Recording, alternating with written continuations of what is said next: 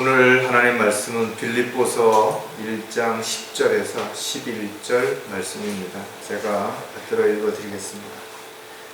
너희가 가장 좋은 것들을 분별하며 또 그리스도의 날까지 순수하고 흠없게 되기를 바라며 예수 그리스도를 통하여 얻은 의의 열매들로 가득 차서 하나님께 영광과 찬양이 되기를 바라노라. 잠깐 말씀을 위해서 기도드리겠습니다. 참으로 저희들을 지극히 사랑하셔서 아낌없이 자신의 생명을 내어주시고 지금도 눈과 같이 보호해 주실 뿐만 아니라 저희들의 필요를 아시고 또 환경과 여건들을 조성해 주시고 또 날마다 저희들을 악으로부터 지켜 보호해 주시는 주님, 오늘도 저희들 이렇게 발걸음 인도해 주셔서 영과 진리로 아버지께 경배드릴 수 있는 특권을 주신 것 다시 한번 감사를 드립니다. 저희들이 어느 곳에 있든지 무엇을 하든지 하나님의 자녀임과 동시에 또한 마땅히 해야 할 일들을 감당할 수 있는 종으로서 도구로서 살아갈 수 있도록 지혜와 능력을 더하여 주시고 또 저희들 육신의 건강도 지켜주셔서 저희들의 삶이 공고하지 않도록 주님 함께해 주시옵소서. 오늘도 저희들의 각자에게 주시는 이 말씀이 마음판에 잘 새겨지고 한 주간을 살아가는데 영의 양식이 될 뿐만 아니라 저희들이 앞으로 주님 만나는 그 순간까지 어떤 자세로 어떤 마음가짐으로 살아야 할지를 다시 한번 마음에 결단하고 더욱더 주님 앞에 헌신하는 주님의 종이요 도구로 살아갈 수 있도록 도와주시옵소서. 다시 오실 우리 주 예수 그리스도의 이름으로 기도드렸습니다. 신약 성경 특히 사복음서를 보면 예수님이 이 땅에 오셨을 때 예수님을 만나기 위해서 예수님을 찾아갔던 사람들을 크게 세 부류로 나눠서 볼 수가 있습니다. 첫 번째 부류는 인간적인 방법으로 고칠 수 없는 불치병에 걸린 사람들이 예수님을 찾아갔던 것이고 또 억압을 받거나 또는 가난으로 인해서 힘들었던 사람들, 그런 사람들이 자유함을 얻기 위해서, 배고픔을 해결하기 위해서 또 예수님을 찾아갔던 그런 부분들을 볼 수가 있죠. 또 예수님의 부름을 받았던 베드로를 비롯해서 많은 제자들은 예수님을 따라가서 함께하는 동안 예수님이 왕이 되면 우리도 뭔가 한 자리를 차지할 수 있지 않을까 하는 기대감을 가졌던 사람들도 있었을 것입니다. 우리가 이렇게 복음을 전할 때 교회 다니는 사람들을 만나면 이렇게 물어봅니다. 왜 교회 다니세요? 또 왜 예수를 믿으십니까? 라고 질문했을 때 의외로 그들의 대답이 이 초창기에 예수님을 만나러 갔던 사람들과 별반 다르지 않다라는 것이죠. 즉 예수님을 믿고 가정에 평안이 주어진다든지 또 가난으로부터 벗어난다든지 또 병을 고친다든지 뭔가 자식이 잘 된다든지 이런 기복적인 신앙을 토대로 해서 신앙생활이 아닌 종교생활을 하는 사람들을 우리가 너무나 자주 보게 되는 것이죠. 하지만 예수님이 이 땅에 오신 목적은 병든 자를 고쳐주고 가난한 사람들을 부하게 해주기 위해서 오신 것이 아니에요. 예수님이 이 땅에 오신 목적은 죄인들을 지옥의 형벌로부터 구원하시기 위해서 자신의 약속을 지키기 위해서 죽으러 오신 것입니다. 실질적으로 십자가에서 피 흘려 죽으셨고 부활하셨고 승천하셨으며 우리에게 산 소망을 주시고 약속을 주신 것입니다.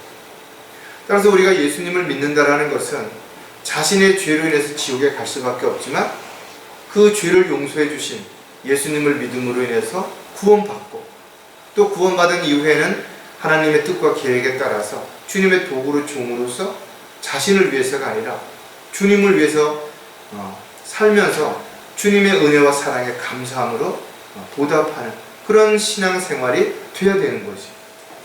근데 어느 순간서부터 사람들은 자신이 왜 예수님을 믿어야 되는지에 대한 부분에 대해서 핵심적인 건 잊어버리고 뭔가 끊임없이 자신의 필요를 채워주시는 것만을 위한 하나님, 또 자신이 어렵고 힘든 사람을 좀 도와주거나 뭔가 보살펴 주는 것이 마치 하나님께서 원하시는 가장 중요한 일인 것처럼 착각하고 살아간다는 것이죠. 우리가 오늘 본문에서 봤던 것처럼 그리스도인들은 주님이 오시는 그날까지 순수함을 잃지 말아야 되는 것이죠. 왜냐하면 순수함이라고 하는 것은 어떤 불순물이라든지 또 무엇인가로 인해서 더럽혀지지 않은 것을 갖다가 순수함이라고 이렇게 표현을 하는 것입니다. 그만큼 순수하다라는 것은 오염이 되거나 변질될 수 있는 그런 여건들을 또 갖추고 있다는 것이죠. 저와 여러분이 처음에 구원 받았을 때는 순수함에서 분명 시작이 된 것입니다. 왜냐하면 자신의 죄를 인정하고 또 자신의 어떤 체면이라든지 어떤 더러운 의를 다 내려놓고 오직 예수 그리스도의 보혈의 능력이 아니고서는 죄를 씻을 수 없다라는 사실을 믿었기 때문에, 그래서 우리는 주님이 해주시지 않으면 절대로 구원받을 수 없다라는 것을 알았기 때문에, 그리고 그 구원이 지옥의 영원한 형벌로부터 벗어나는 것이라는 걸 알았기 때문에 순수하기 시작이 되는 겁니다. 그러나 시간이 지나면서 어느 순간인가 자신도 모르게 또다시 세상에 있는 것들에, 또 세상에 대해서 마음을 빼앗기게 되고 거기에 있는 것들에 관심을 갖게 되다 보니 점점 주님과의 관계가 멀어지고 가식적이고 형식적인 그런 종교 생활로 전락하는 경우가 너무나 많다라는 것이죠. 그래서 저와 여러분이 주님을 믿고 따르는 데 있어서 순수함을 지키기 위해서는 반드시 자신을 부인하고 십자가를 져야 되는 거죠. 더 이상 자신을 위해서가 아니라 자신을 위해서 죽었다가 다시 부활하신 주님을 위해서 살겠다라는 헌신된 그런 각오가 없이는 절대로 순수함을 지속하면서 살아갈 수가 없게 된다는 것이죠. 따라서 오늘 본문에 있는 말씀처럼 살기 위해서 우리가 어떻게 살아야 될 것인가를 오늘 한번 다시 점검해 보는 그런 시간을 가지려고 합니다. 오늘 설교 제목은 신앙생활이 순수하게 지속되려면, 신앙생활이 지속되지 못하는 여러 가지 이유들이 있죠. 가다가 그 길을 포기하는 사람들, 곁길로 가는 사람들, 또 딴 생각을 하거나 딴 곳을 바라보다 넘어지는 사람들도 있을 수 있겠지만, 무엇보다도 욕심이 타락한 옛 성품을 끄집어내서 다시 세상으로 돌아가고 세상에 있는 것들에 마음을 빼앗기게 하기 때문에 그렇다는 거예요. 따라 저와 여러분이 순수함을 지키기 위해서, 순수한 신앙생활을 지속하기 위해서는 철저하게 자신을 관리할 수 있는 능력이 필요한 것이고, 그러기 위해서는 우리는 늘 주님과의 관계가 올바르게 잘 지속이 되어야 되는 것이죠. 순수함은 언제든지 오염되고 변질될 수 있기 때문에 철저하게 우리는 죄와 관계를 멀리 해야 되겠죠. 아주 지극히 작은 죄라도 즉시 자백하고 돌아서야 될 뿐만 아니라 똑같은 죄를 짓지 않도록 말씀의 능력으로 씻어내야 되는 것이 분명하다. 세상은 끊임없이 우리를 유혹하고 마귀 또한 계책을 통해서 우리를 넘어뜨리려고 하고 있기 때문에 저와 여러분이 어떠한 경우에도 죄를 질 수 있는 곳이라면 가지 말아야 되는 것입니다. 죄를 질 수밖에 없는 상황이라면 그런 사람들을 만나지도 말고 그들이 하는 일에 어떤 이유로든 간에 동조하지도 말아야 될 것입니다. 특히 성경에 보면 악한 사귐은 좋은 행실을 부패시키느니라 그랬어요. 자신이 만나는 사람들이 악한 생각을 가지고 있고 악한 계책을 가지고 있는 사람들이라면 내가 아무리 조심해도 시간이 지나면서 조금씩 나도 모르게 그들에게 물이 들어가고 또 그들을 본받는 이런 일들이 우리에게 일어날 수 있기 때문에 그렇다는 거죠. 저와 여러분이 하나님 앞에서는 물론이러니와 사람들 앞에서도 정말 자신의 삶이 부끄럽지 않은지를 끊임없이 점검해 보아야 되는 거죠. 그리고 언제든 순수하지 못한 무엇인가가 들어와서 나를 힘들게 하거나 나를 변질되게 만들려고 하는 부분들이 있다면 즉시 말씀의 물로 씻어내야 되는 것입니다. 욥은 만일 내가 순수하고 정직하다면 그분께서 반드시 너를 위에 일어나서 내 의의 초소를 번성케 하시리라.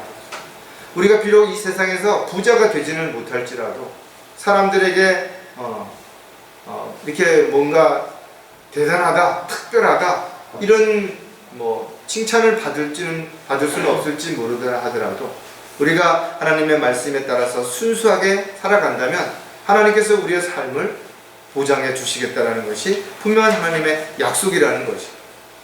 따라서 저와 여러분이 어떤 것도 염려하지 말고 하나님의 약속을 믿는 하나님의 자녀라면 순수한 신앙생활이 지속될 수 있도록 다시 한번 우리가 마음가짐을 점검해 볼 수 있는 그런 시간으로 오늘 말씀을 여러분들이 경청해 주셨으면 좋겠습니다. 신앙생활이 순수하게 지속되려면 가장 먼저 우리가 살펴볼 부분이 항상 순수한 말씀을 믿어야 된다는 거죠. 우리가 하나님의 말씀을 믿을 때 그 말씀이 순수한 말씀인지 아니면 그 말씀이 누군가에 의해서 변개되거나 삭제되거나 오역되거나 또는 첨가된 말씀인지를 잘 영적인 분별력을 가지고 분별해 볼 필요가 있다는 거죠. 하나님의 말씀이 순수하게 되기 위해서는 그 말씀 안에 어떠한 불순물도 남아있어서는 안 되기 때문에 철저하게 찌꺼기가 제거가 되어야 되는 것이죠. 그래서 시편 기자는 시편 12편 6절에서 주의 말씀들은 순수한 말씀들이라 흙 도가니에서 단련되어 7번 정화된 은 같도다. 그러니까 완전히 녹아서 찌꺼기가 분리된 그런 상태를 의미하는 것입니다. 이처럼 하나님의 말씀에는 그 세상에서 어떤 사람이나 어떤 또 다른 어떤 진리라든지 이런 것을 이렇게 빙자한 그런 내용들이 조금도 거기에 포함돼서는 안 된다. 어떠한 불의함도 그 안에 남아있어서는 안 되는 것이죠. 또 다른 어떤 목적으로 인해서 하나님의 말씀이 사용되어져서도 안 된다는 것이죠. 따라서 구원받은 그리스도인들이라 할지라도 내 안에는 타락한 옛 성품이 여전히 남아있기 때문에 언제든 그 타락한 성품에 의해서 육신적이고 세상적인 변질된 삶이 일어날 수도 있다는 것이죠. 그래서 우리는 자신의 내면을 깊숙이 들여다보고 나쁜 습관이나 버릇이라든지 이런 것들을 반드시 제거해야 되는 거죠. 이런 것이 조금이라도 남아있다면 자신이 뭔가 불리할 때, 잘못을 저질렀을 때 자신을 합리화시키고 온갖 이유와 핑계와 변명을 앞세우려고 하기 때문에 그렇다는 거죠. 따라서 영적 성장에도 걸림이 될 뿐만 아니라 장애가 되는 육신적인 것들, 이런 것들을 우리가 철저하게 제거해내지 않으면 우리가 영적으로 성장할 수 없게 되는 거죠. 마치 옥토를 만드는 이유와 동일하다. 그 안에 돌이라든지 뭔가 그루터기가 잔뜩 들어있으면 식물이 잘 자라지 못하는 건 너무나 당연한 것처럼 우리 안에도 쓴 뿌리들을 반드시 제거해야만 우리가 순수한 하나님의 말씀을 통해서 우리도 순수한 신앙생활이 지속될 수 있게 되는 것이죠. 항상 순수한 말씀을 믿어야 하는 이유를 또 우리가 몇 가지 생각해 보면 그 첫 번째가 순수한 언어이기 때문이라는 것입니다. 사람이 동물과 다른 가장 큰 두드러진 특징은 단지 소리가 아니라 언어를 사용한다는 것이죠. 물론 동물들도 보면 다양한 표현을 통해서 다양한 행동을 통해서 서로의 의견을 주고받기도 하고 또 서로의 어떤 계획이나 뜻을 알 수도 있죠. 그러나 언어처럼 정확하게 알 수 있는 그런 동물은 없는 것입니다. 따라서 하나님께서 인간에게 언어를 주신 가장 확실한 목적과 계획들을 인간들은 어느 순간인가 잊어버린 채 오히려 그 순수한 목적으로 사용하기보다는 하나님을 대적하는 일에 그 언어들을 사용했던 것을 우리가 창세기에서 볼 수가 있는데 바로 바벨탑을 쌓던 그 이유입니다. 하나님의 자리를 넘보기 위해서 그곳에 오르가려고 바벨탑을 쌓게 된 것이죠. 하나님께서는 이러한 인간의 악함을 보시고 언어를 흐트렸을 뿐만 아니라 서로 알아들을 수 없도록 그렇게 만들어주신 것이죠. 하지만 하나님의 말씀은 지금도 여전히 순수하다는 것입니다. 스파냐 3장 9절에 보면 그때 내가 백성에게 순수한 언어를 돌려주리니 그들이 모두 주의 이름을 부르며 한 마음으로 그를 섬길 것이라. 언젠가 그때가 오겠죠. 그러면 주님께서 순수한 언어를 우리에게 다시 돌려주실 것이고 우리는 주의 이름을 한 마음으로 부르면서 주를 섬기는 것입니다. 그럼 그 언어가 어떤 언어인가? 여러 가지 사람들이 말이 많지만 우리가 쉽게 생각할 수 있는 언어는 그 언어가 특별한 사람들만이 알아들을 수 있는 언어였다는 걸 알 수가 있죠. 사도 바울은 하늘에서 음성을 들었는데 그게 무슨 음성인지를 알았다라는 거죠. 특히 우리는 구약 성경이 히브리어로 기록이 되어 있던 것처럼 천상의 언어 역시 히브리어라고 우리가 분명히 알 수가 있을 것입니다. 또 사도 바울이 셋째 하늘에 올라가서도 마찬가지로 음성을 들었을 때도 그는 다 알 수 있었던 것을 우리가 알 수가 있습니다. 물론 순수하지 못한 언어라고 하는 것이 그러면 히브리어가 아닌 다른 언어는 다 순수하지 못하느냐, 그렇게 의미를 갖는 것보다는 우리가 그리스도인으로서 하나님의 자녀로서 마땅히 해야 할 그런 말들이 아닌 남을 비난한다든지 거짓말을 한다든지 욕을 한다든지 불평한다든지 이런 일들은 성경에서 입 밖에조차도 내지 말라라는 거죠. 저와 여러분이 여전히 순수한 하나님의 언어인 하나님의 말씀을 공부하고 그 말씀을 묵상하고 있는 가운데서도 순간순간 화가 나거나 뭔가 자신에게 불리해지면 자신도 모르게 이런 비속한 언어들이 자기 입에서 튀어나갈 때가 있다는 거죠. 그런 부분들을 우리가 생각해 볼 때 아직도 나는 많은 부분이 부족하다는 걸 겸허하게 받아들이고 스스로가 자신의 말과 행동을 조심할 수 있는 그런 저와 여러분이 되어야 되는 것이죠. 항상 순수한 말씀을 믿어야 하는 또 다른 이유는 말씀이 우리 안에 거하시기 때문이라는 것이죠. 하나님의 말씀은 살아있는 인격체입니다. 말씀 자체가 살아있기 때문에 그 말씀이 사람들을 변화시킬 수 있는 것입니다. 요한복음 1장 1, 2절에 보면 태초에 말씀이 계셨고 그 말씀이 하나님과 함께 계셨으니 그 말씀은 하나님이셨느니라. 그 말씀이 태초에 함께 하나님과 함께 계셨느니라. 하나님의 말씀이 곧 하나님이시라는 것이죠. 그리고 그 말씀이 육신이 되어 이 땅에 오셨다라는 거예요. 요한복음에서 우리는 너무나 잘 알 수 있는 것처럼 말씀이 육신이 되어 오신 분, 바로 예수 그리스도를 우리가 왜 우리 안에 모시고 우리가 주라고 시인하면서 살아야 되는 것이에요. 요한복음 1장 14절에 보면 그 말씀이 육신이 되어 우리 가운데 거하심으로 우리가 그의 영광을 보니 아버지의 독생자의 영광으로 은혜와 진리가 충만하다. 구원받은 그리스도인들 안에는 성령이 우리 안에 거하시죠. 우리 몸을 육신의 몸을 성전 삼아 거하신다라는 겁니다. 그래서 우리 몸이 하나님의 성전이라면 그 몸을 어떻게 관리해야 되는 건가? 이 또한 하나님의 일이라는 거죠. 시편 119편 140절에도 보면 주의 말씀이 매우 순수함으로 주의 종이 그것을 사랑하나이다. 주님을 사랑하는 사람들, 주님의 말씀을 사랑하는 사람들, 왜 그러한 것인가 이거죠. 순수한 하나님의 말씀을 알고 있기 때문에, 그 말씀이 하나님이라는 것을 알고 있기 때문에 그런 것이죠. 따라서 하나님의 말씀이 곧 예수님이시고 예수님이 곧 우리 안에 거하신다고 말한다면, 우리가 성령 충만하다라는 말은 다른 말로 말하면 내 안에 하나님의 말씀으로 충만해 있어서 내가 모든 것을 판단하고 결정함에 있어서도 그 말씀이 잣대가 되고 최종 권위가 되는 사람을 성령 충만한 사람이라고 그렇게 표현하는 거예요. 무슨 세상적인 샤머니즘처럼 신령한 것처럼 그러는 사람, 이상한 말을 하는 그런 사람들을 갖다가 성령 충만한 사람이라고 보면 안 된다라는 것이죠.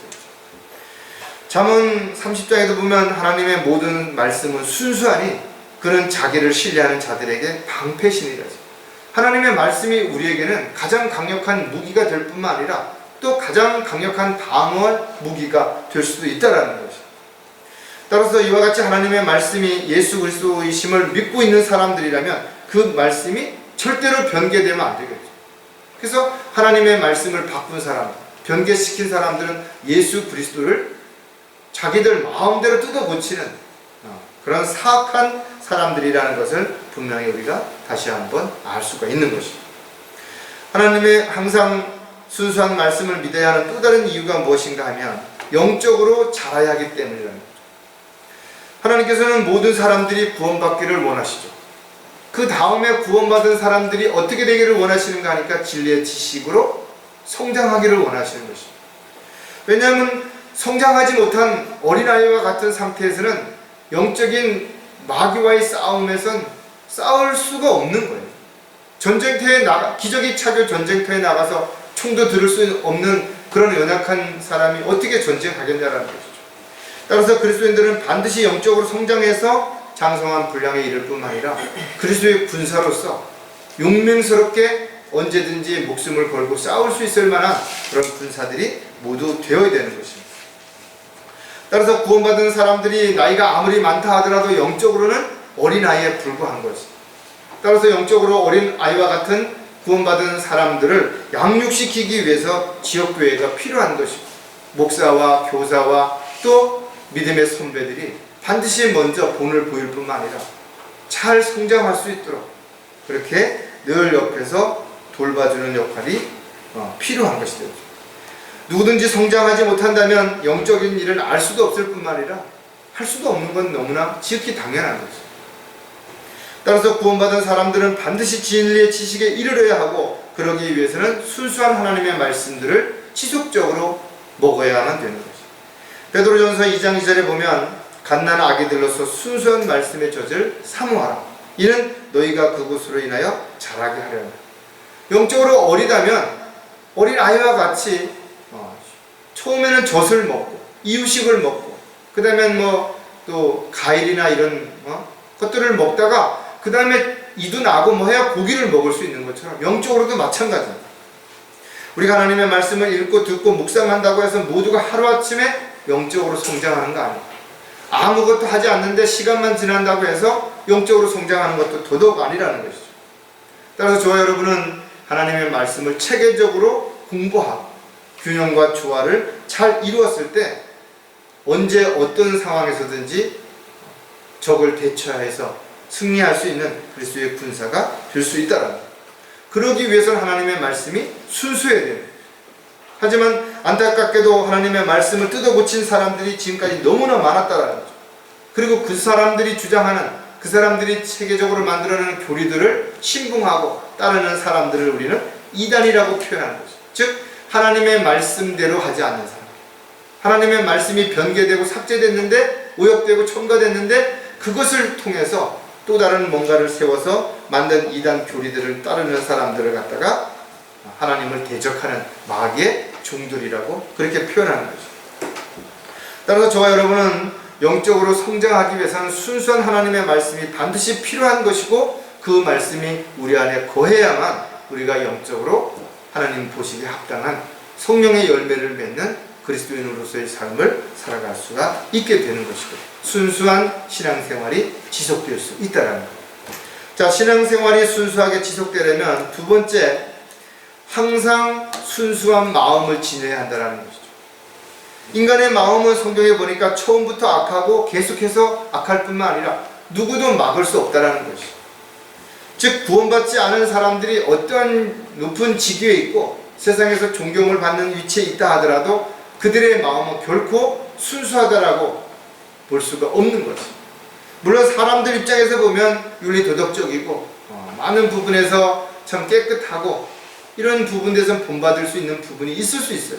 그러나 하나님 입장에서 보면 더러운 걸레와 같은 인간의 의를 가지고 여전히 자기의 의를 내세우는 사람에 불과하다는 것이죠. 따라서 성경은 사람들이 마음의 변화를 받아야만 분명히 하나님의 뜻과 계획 가운데 살아갈 수도 있는데 하나님의 마음의 변화를 받지도 않은 사람들이 성경 지식을 배우고 또 성경에 대해 관련된 어떤 교리들을 알게 되다 보니까 남을 판단하고 평가하는 교만하고 자만스러운 그런 삶을 살아가는 이런 사람들을 우리가 얼마든지 보게 되는 거죠. 그러므로 그리스도인들은 구원받은 이후에 가장 먼저 해야 되는 일은 마음의 변화를 받아야 되는 것입니다. 너희는 이 세상과 일치하지 말고 너희 마음을 새롭게 함으로써 변화를 받아 하나님의 선하시고 기뻐하시고 온전한 신 뜻이 무엇인지를 입증하라. 구원받은 이후에 마음의 변화를 받아야 하나님께서 선하신 뜻이 무엇인지, 왜 우리를 지옥에서 구원하시기 위해서 자신의 생명을 내어주신지를 알 수 있죠. 또 우리가 육신을 따라 살지 않고 또 믿음으로 하지 않는 것은 결코 하나님을 기쁘시게 할 수 없다는 사실을 아는 사람, 이런 사람들만이 하나님을 기쁘시게 할 수가 있는 것이고, 더 나아가서는 하나님께서 나를 부르신 목적이 무엇이냐, 나를 이 강릉에 살게 하시고 나에게 이 지역교회에서 도구로 쓰이게 하신 이유가 무엇인가를 정확하게 아는 사람이 하나님의 온전한 뜻을 알아서 행할 수 있는 것이죠. 자기가 원하는, 자기가 하고 싶은 일을 하면서 그것이 하나님이 원하시는 일이라고, 하나님이 자신에게 그 일을 맡겼다고 착각해서는 안 된다는 거죠. 따라서 세상에는 많은 사람들이 교회를 다니고 있고 자기 스스로를 그리스도인이라고 말하면서 흉내를 내고 있지만, 결코 그들의 위선이라든지 순수하지 못한 것들은 사람들은 속일 수 있을지 모르지만 하나님은 결코 속일 수 없는 것이에요. 왜? 하나님은 우롱당하지 않으시기 때문에 그렇다는 거예요. 자, 항상 순수한 마음을 지녀야 하는 우리가 이유를 또 몇 가지 생각해 보면, 순수한 생각을 다 아시기 때문이라는 거죠. 우리의 마음을 아실 뿐만 아니라 우리의 생각, 우리의 계획, 우리의 앉고 일어서는 것, 우리의 머리털까지도 다 세시는 전지전능하신 하나님을 어떤 방법으로든 속일 수 있다고 생각하는 사람이야말로 가장 어리석은 사람이 분명하죠. 우주 만물을 말씀으로 창조하신 하나님, 그리고 지금도 운행하시는 하나님, 불가능한 것이 없으신 그런 하나님을 우리는 아버지라고 믿고 있다는 거죠. 시편 기자도 보면 주께서는 사람의 생각을 아시나니 그것들은 허무하고, 인간이 어떤 계획을 세우고 뭔가 목적을 가지고 아무리 열심히 살아간다 하더라도 그것이 하나님의 뜻과 계획에서 벗어났다면 참으로 비참한 삶을 살아가는 거예요. 왜? 사람들이 바라는 것이 세상뿐이라면, 이 세상뿐이라면 가장 비참한 사람들이기 때문에 그렇다라는 거죠. 베드로후서 3장 1절에도 보면, 사랑하는 자들아, 이제 내가 이 두 번째 편지를 너희에게 쓰는 것은 이 편지들로 말미암아 너희로 기억나게 하여 너희의 순수한 생각을 일깨워 주려 함이라. 우리는 예수 그리스도를 믿는 그 순간에 주님의 보혈을 통해서 우리가 깨끗하게 씻겨진 것이, 순수하게 된 것입니다.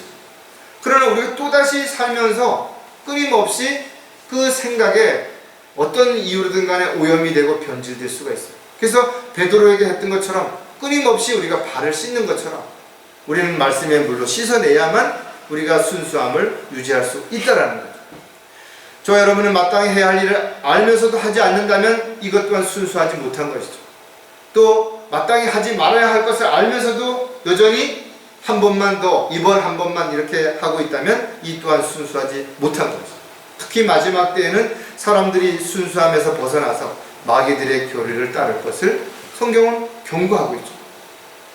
많은 사람들이 믿음을 저버리고 순수한 생각을 저버린 채 자신의 육신의 만족과 안위를 위해서 살아갈 것이다.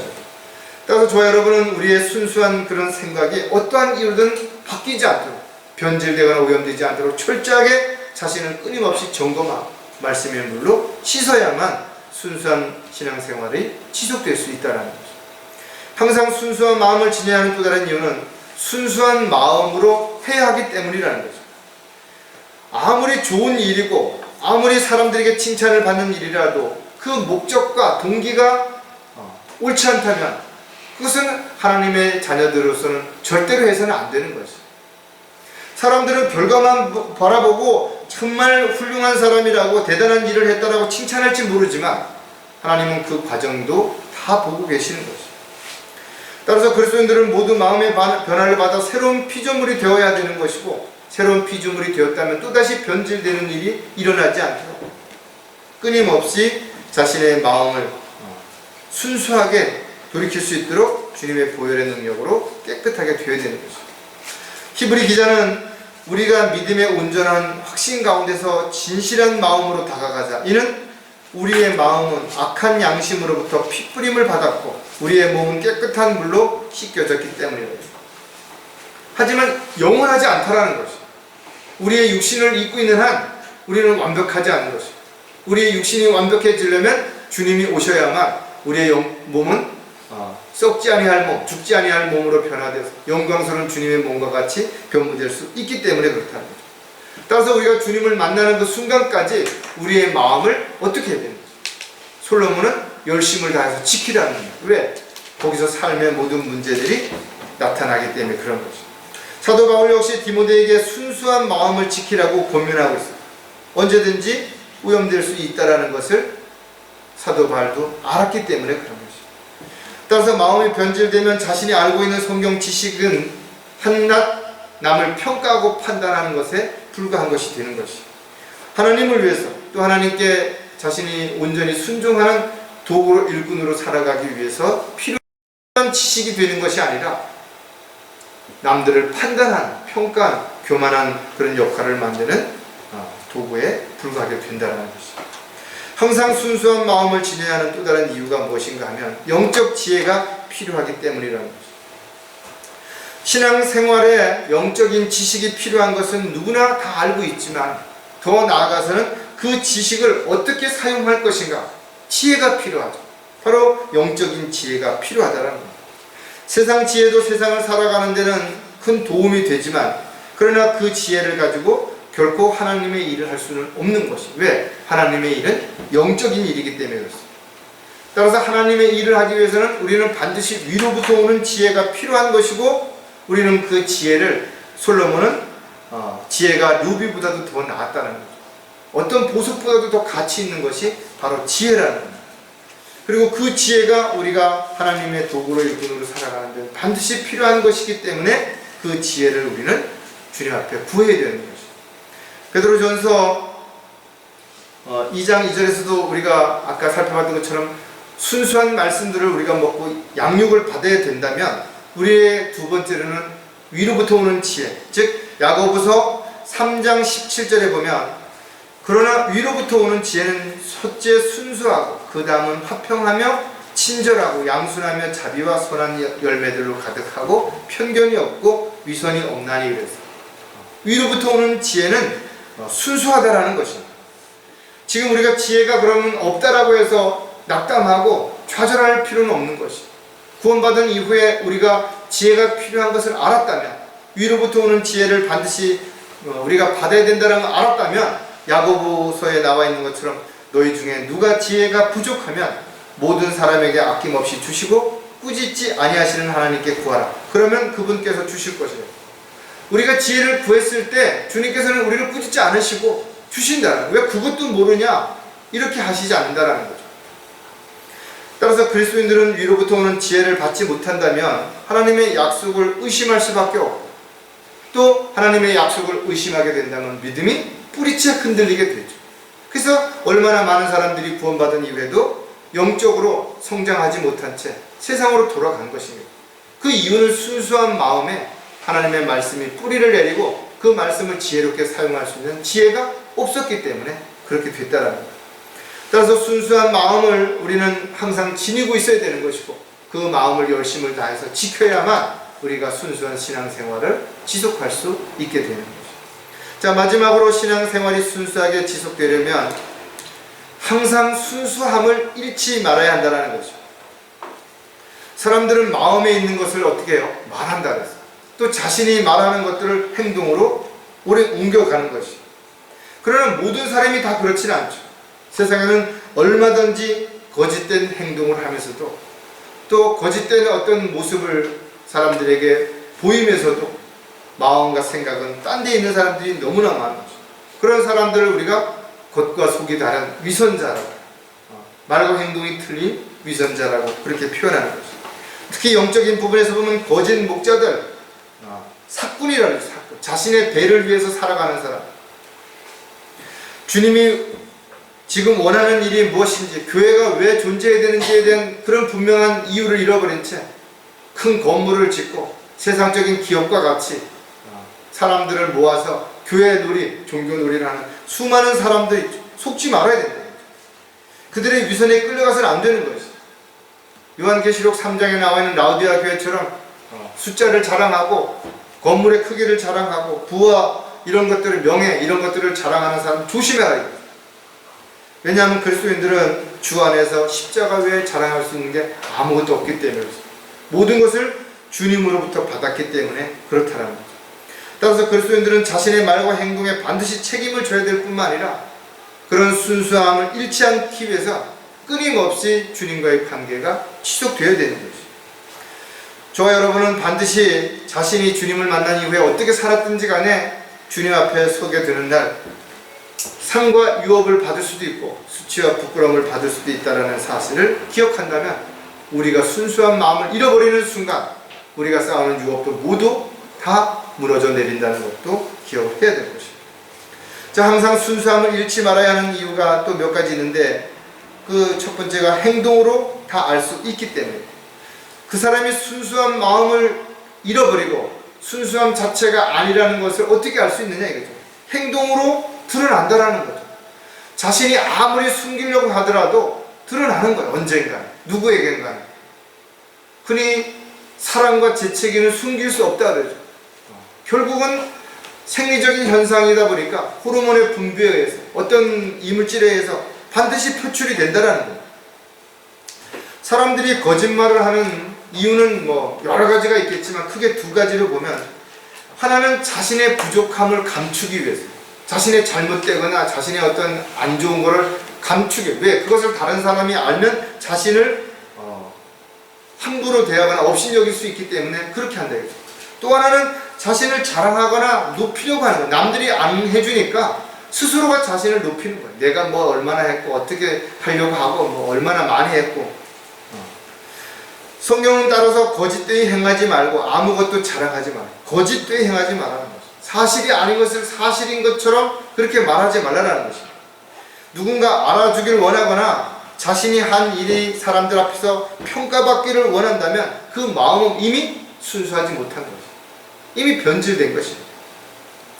따라서 그 행위가 순수함을 상실해버렸다면 그로 인해서 나타나는 열매들 또한 육신의 열매에 불과한 것입니다. 잠언 20장 11절에 보면, 아이라 할지라도 그의 행동으로 알 수 있나니 그 행위가 순수한지 그것이 옳은지 알 수 있느니. 아무리 어린아이라 하더라도 그가 행동하는 걸 보면 알 수 있다 이거죠. 여러분, 아주 한 2살, 3살쯤 넘은 애들이 뭔가 이렇게 감추잖아요. 왜 그러는 것이? 자신이 한 행동이 옳지 않다라는 걸 알고 있기 때문에 그런 것이죠.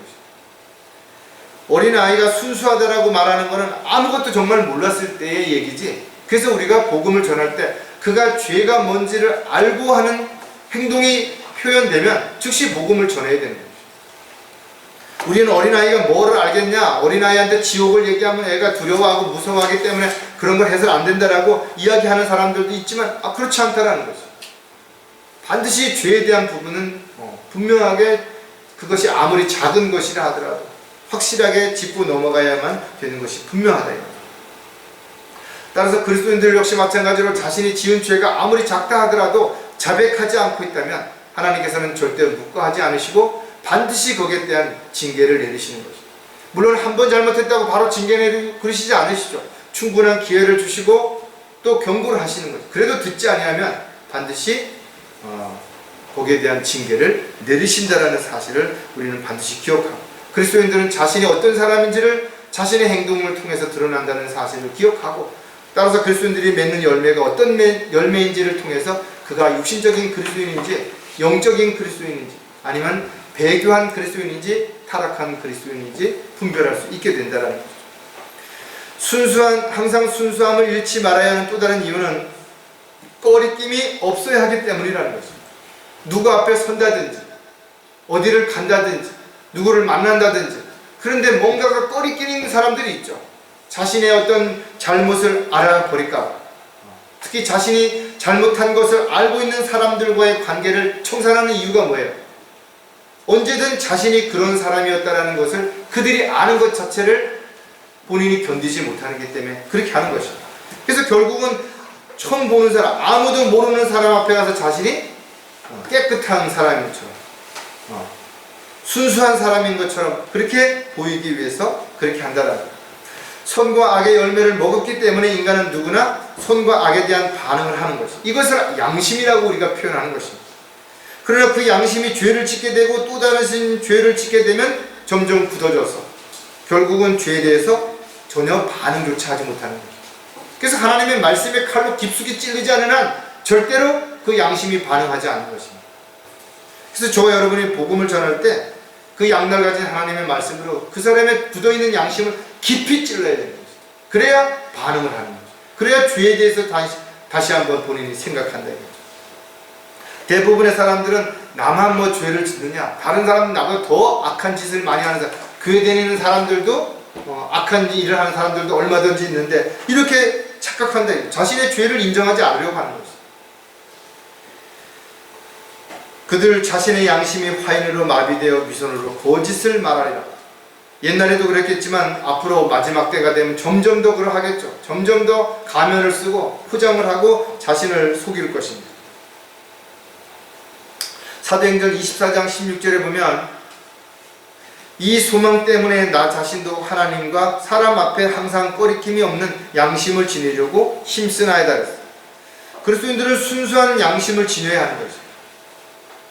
아주 작은 죄에도 민감하게 반응할 수 있는 것은 그가 깨어있다라는 증거다라는 것이죠. 그가 영적으로 깨어있는 사람들은 아주 작은 소리에도 민감할 수 있죠. 작은 아픔에도 즉시 반응한다라는 거죠. 그러나 깊은 잠에 빠졌든지 아니면 너무나 피곤해 지쳐서 쓰러져 있든 잘 반응을 못하는 거예요. 순수한 양심 안에 믿음의 신비를 가진 사람이어야 된다고 성경은 우리에게 분명히 가르쳐주는 것이죠. 하나님의 일을 한다고 하면서도 양심을 속이고 있다면 그는 결코 하나님을 두려워하는 하나님의 종이라고 볼 수가 없죠.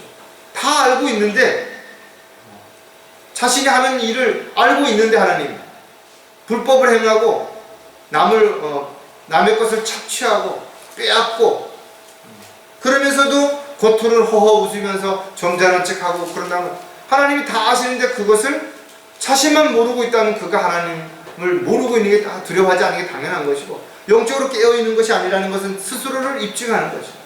왜 많은 목사들이 왜 버젓이 죄를 짓고 왜 그렇게 살아가고 거짓말을 하는 것인가 이거죠. 그 이유는 하나님과의 관계가 단절됐기 때문에 그런 거예요. 영적으로 눈이 멀었고 귀가 닫혀있기 때문에 못 들으니까 설마 지금은 나를 못 보시겠지 착각하는 것입니다. 하나님이 다 내 생각, 마음, 계획을 다 알고 계신다는 걸 알면서 어떻게 그렇게 할 수 있냐는 거죠. 항상 순수함을 잃지 말아야 하는 또 다른 이유는 선한 양심을 붙들어야 하기 때문이라는 것이죠. 선한 양심을 지키려면 절대로 한눈을 팔거나 자만해서는 안 되는 것입니다. 왜? 그 순간 마귀가 틈새를 비집고 들어와서 죄를 짓게 만들고 넘어뜨리기 때문에 그렇다는 거예요. 많은 사람들이 착각하는 것은 자신은 양심에 아무런 꺼리낌이 없다라고 그렇게 생각한다. 그래서 가끔 가다 범죄한 사람들이 뭐라고 그래요? 나는 하늘을 우러러 한 점 부끄러움이 없다. 그런 사람들에게 사람들이 뭐라고 해요? 또 손가락으로 하늘을 가린다고 자기 눈을 가린다고 하늘을 가릴 수 있냐라고 이렇게 비난하죠. 언제든 누구든 오염될 수 있고 변질될 수 있는 것이 양심이기 때문에 우리는 늘 그 양심을 순수하게 유지하기 위해서 선한 양심을 붙잡아야만 되는 것이. 디모데전서 1장 19절에 보니까 믿음과 선한 양심을 붙들라. 어떤 사람들은 믿음에 대한 선한 양심을 내던짐으로 파선하였느니라. 마지막 때에 파선했다라는 거죠. 파선했다는 건 뭐예요? 배가 완전히 침몰하기 직전에 깨어졌다라는 겁니다. 스스로 어떤 방법으로 해결할 수 없는 상황에 이르는 것이 파선된 것입니다. 마지막 때에 수많은 사람들이 양심을 내던지고 자신을 위해서 십자가를 진 주마저 부인할 것이고 마귀의 교리를 따르고 육신의 정욕을 위해서 가려운 길을 즐겁게 해줄 선생들을 많이 둘 것이라는 것을 성령께서 경고하고 있음에도 불구하고 여전히 지금도 수많은 사람들이 정신을 차리지 못한 채 엉뚱한 곳에 마음을 뺏기고 살아가야 되죠. 순수하지 못한 행위는 그 어떤 결과를 가져온다 할지라도 절대로 하나님을 기쁘시게 해드릴 수 없을 뿐만 아니라 그것은 절대로 상과 유업을 받을 수 있는 그런 열매가 될 수 없다라는 것이죠. 따라서 저와 여러분이 어떤 일을 하든 순수함을 잃어버리는 그 순간, 남을 속이거나 남한테 꺼리낌이 있는 어떤 행동을 하거나 양심을 외면한 채 뭔가를 해서 그 결과를 가지고 자랑하고 대접을 받고 하고 있다면 그는 이미 신앙생활을 저버린 것입니다. 하나님과의 관계에서 모든 게 다 끝난 사람이에요. 겉모습만 자기가 과거에 알고 있던 지식을 내세워서 하나님의 자녀인 것처럼 지금도 하나님의 사랑을 받고 있는 것처럼 착각하고 있을 뿐이지 전혀 그렇지 않아요. 하나님은 이미 성령을 통해서 지각을 닫아버리고 조명을 꺼버린 것이죠. 따라서 저와 여러분이 이와 같은 신앙생활이 순수하게 지속되기 위해서는 반드시 기억해야 된다 이거죠. 순수한 하나님의 말씀을 믿어야 되는 것이에요.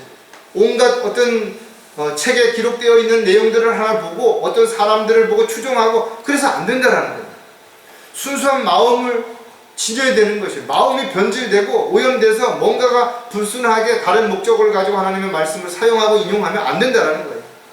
끝까지 순수한 마음을 지키고 살아가기 위해서는 절대로 그 마음을 잃지 않도록 늘 점검하고 또 확인하는 저와 여러분이 되시기를 주의 이름으로 부탁을 드리겠습니다. 기도하겠습니다.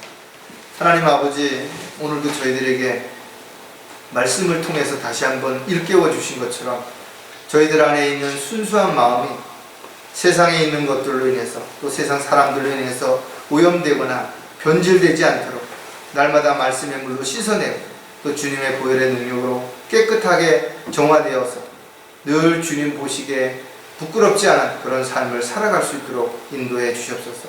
주님을 처음 만났을 때의 그 마음가짐처럼 저희들이 이 세상을 살아가는 동안 주님의 종이요 일꾼이요 도구라는 사실을 잊지 않는 가운데 나그네요 순례자처럼 온전히 주님만을 위해서 또 주님이 원하시는 삶을 위해서 자신을 부인하고 십자가를 지는 그런 삶을 살아갈 수 있도록 역사해 주시옵소서. 다시 오실 우리 주 예수 그리스도의 이름으로 기도드렸습니다.